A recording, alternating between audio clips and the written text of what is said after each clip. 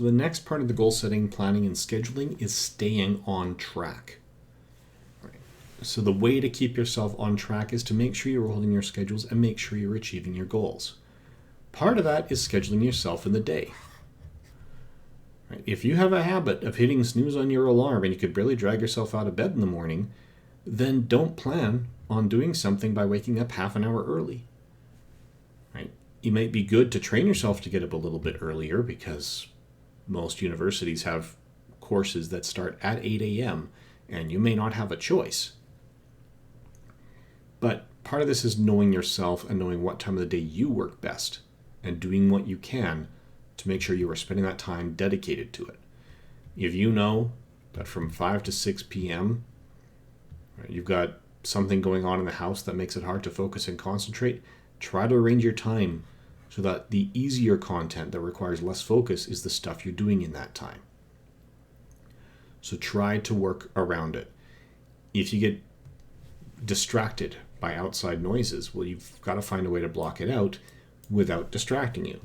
If you are, say, listening to music, as a lot of us do, but that music has lyrics that are more interesting than whatever it is you're listening to, or you're trying to read, then your brain is going to attach itself to the lyrics and not to that book in front of you. So you need to find a way to help yourself stay focused. So if you need music to block it out, what I found worked really well was instrumental music. So find something that is pure instruments, no vocals. And that way you don't have the language centers of your brain confusing the signal because it's getting two inputs at the same time and trying to keep them sorted out. So I found a few ways to do that. I picked some movie scores. I picked some video game soundtracks because in those days having actual lyrics in video game music was kind of a new thing. Another option, if you go to the big box stores like your Walmarts, you can often get karaoke versions of music that you like. So it is just the melody of it. And a lot of these karaoke versions are pretty cheap. So it's an easy way to fill that out. I'm sure there are playlists on Spotify. I know. I made one. Right? Mr. Dollar's Music to Study Math By. That one is purely instrumental.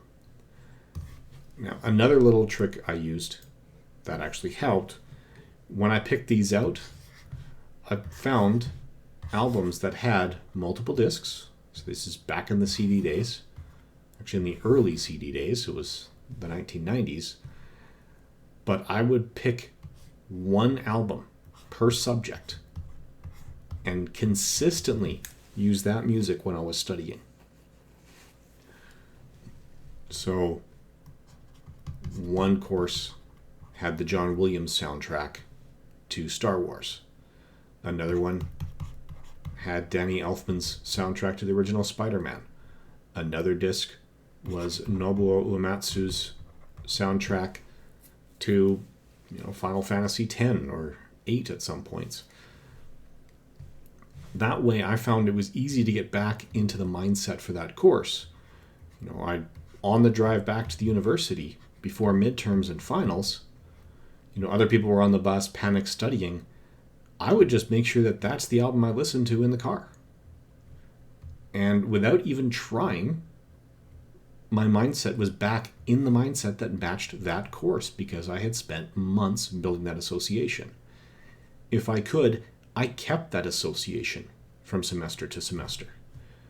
So when we had electricity and magnetism 3 years in a row, from 281 to 381 to 481, I used the same soundtrack album for all three of these because it was really one giant continued course. So that's a big part of staying on track, is making sure that you're using the right time of day and you're using it effectively. Another part is to make sure that you're hitting your goals on your way so you can track those stages. And that'll be the topic of part 6.